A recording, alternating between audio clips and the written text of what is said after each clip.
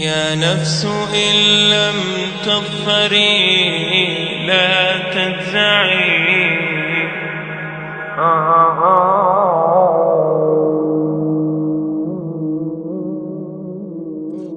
All the praise is for Allah, who is the author of all existence and the most generous to his creation, while he is also the all-compelling. He is the only one worthy of our worship, having no partners, no associates, no sons, no daughters, no one whom he must consult, and no one or anything which has any comparison with him.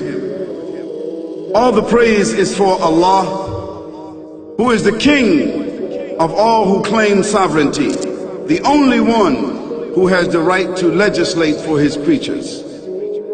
He is the giver of life. He is the causer of death, while death has no effect upon him, because he is the ever-living, the self-subsisting, the eternal and the only absolute.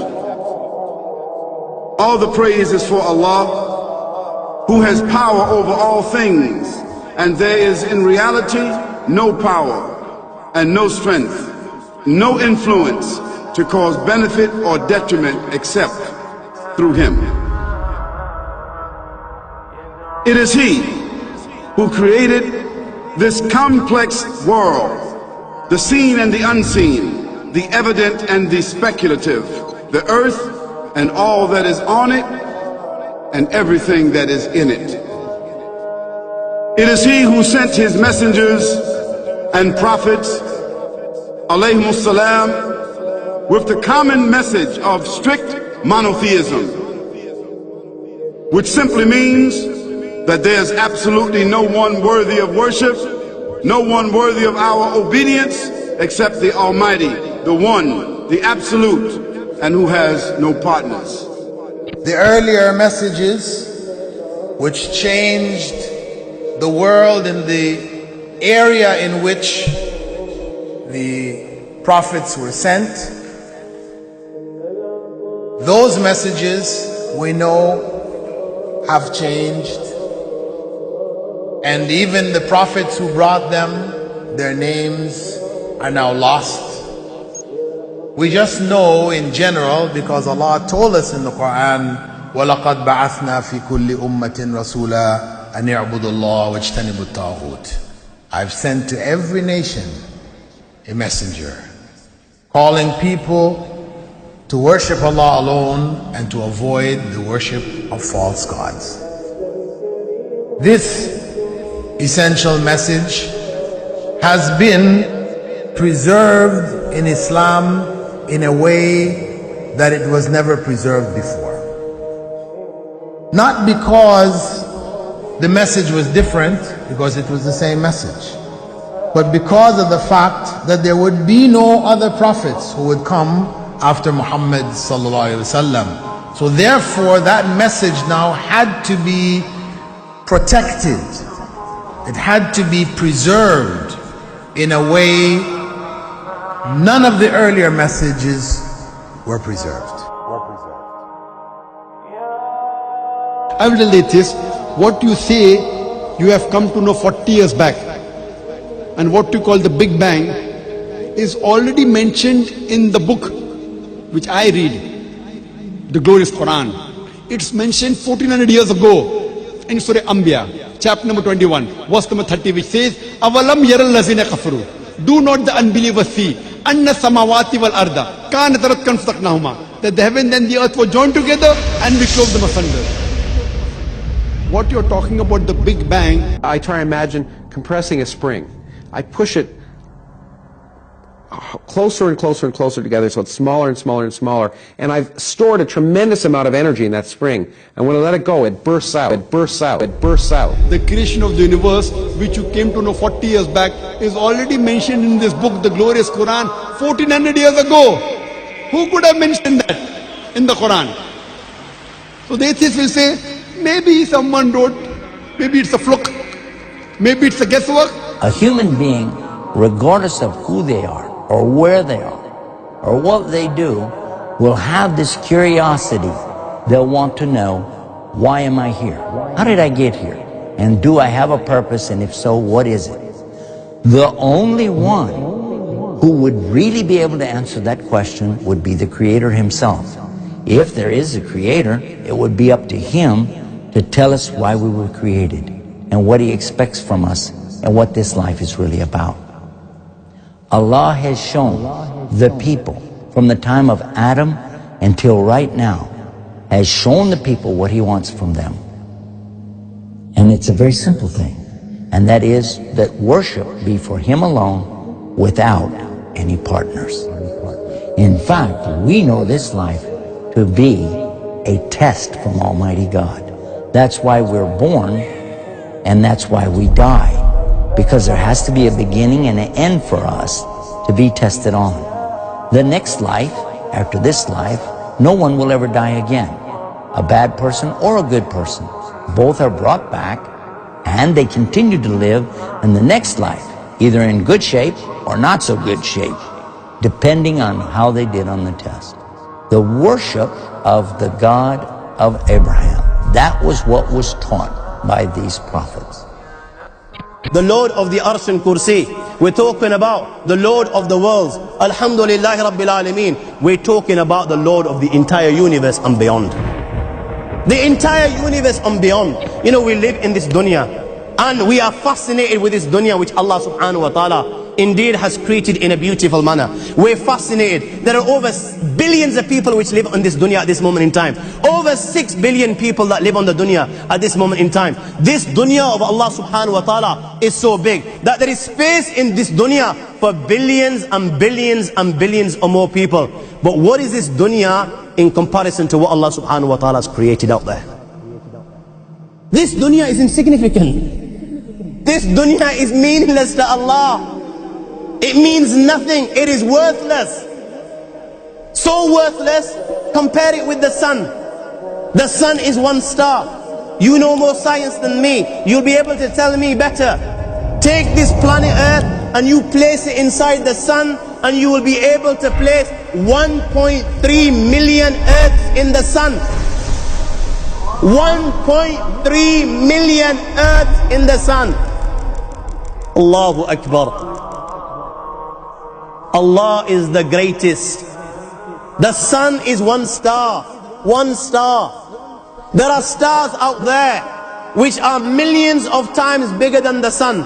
You tell me this, that you need millions and millions of stars to make one galaxy. And then you tell me this, that there are zillions of galaxies out there.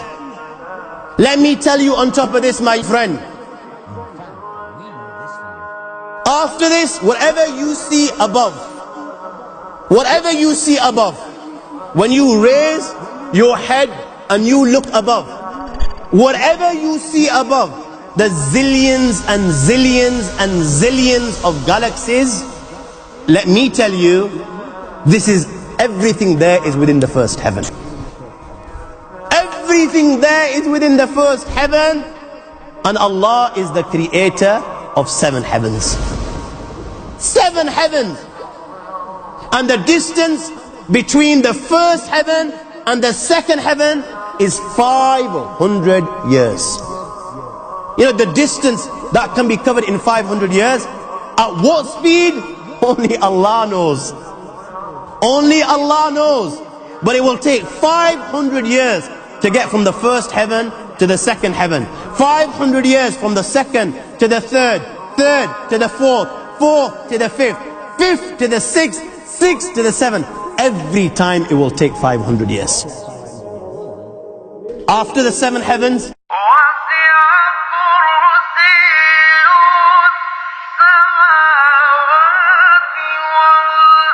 وَسِعَ كُرْسِيُّهُ السَّمَاوَاتِ وَالْأَرْضِ. You all read the Ayatul Kursi. You all know the Ayatul Kursi. After this you have the Kursi of Allah. You have the chair of Allah subhanahu wa ta'ala.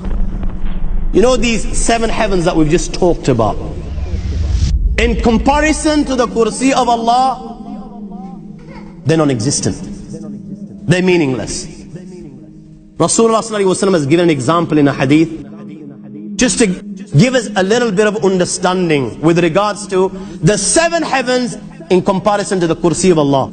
Take a ring from your finger, take it off, the small ring that you have, and place it, let's say, in a desert, the Sahara Desert. It's the biggest desert in the world. You know that ring that we take off from our fingers and place it in the Sahara Desert?